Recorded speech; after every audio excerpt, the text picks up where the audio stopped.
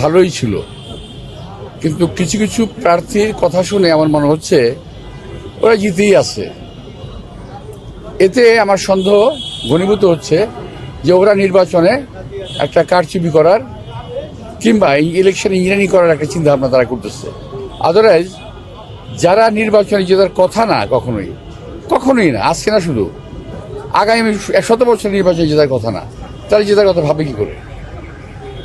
ওদের যদি election engineering করার পরিকল্পনা নাই থাকে, আমি এত বছর রাজনীতি করার পরে আমরা শিওর হতে পারি না ওরা একেবারে শিওর জিতবেই। কীভাবে সম্ভব? এটা সম্ভব তখনই যদি কারচুপি করার মতো একটা প্রক্রিয়া ওদের হাতে থাকে। হ্যাঁ, জামাতের আমির সাহেব এবার না, শুধু এর আগেও একটা মন্তব্য করেছেন কিছুদিন আগে। উনি পরপর দুবার কিন্তু বেফাস মন্তব্য করলেন নারীদের সম্পর্কে। তো এটার আমার কিছু বলার নাই। উনি একজন অভিজ্ঞ এবং বিজ্ঞ লোক। উনি বেসিক্যালি জামাত থেকে তো আসেন নাই, উনি অন্য একটি রাজনৈতিক দল করতেন, কি জাসদ করতেন।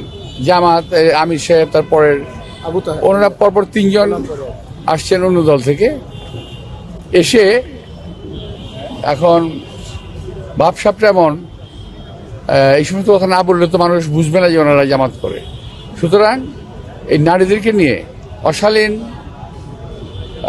মন্তব্য করার মতো ওনারা সাহস দেখাচ্ছেন, এটা ঠিক না। আমি আর তীব্র নিন্দা করি। যদিও আজকে পত্রিকায় দেখলাম যে উনি প্রতিবাদ করেছেন যে ওখানে ফেসবুকে নাকি টুইটারে যে এটা হ্যাক হয়েছে, এবং বিশ্বে এমন কোনো জিনিস নাই।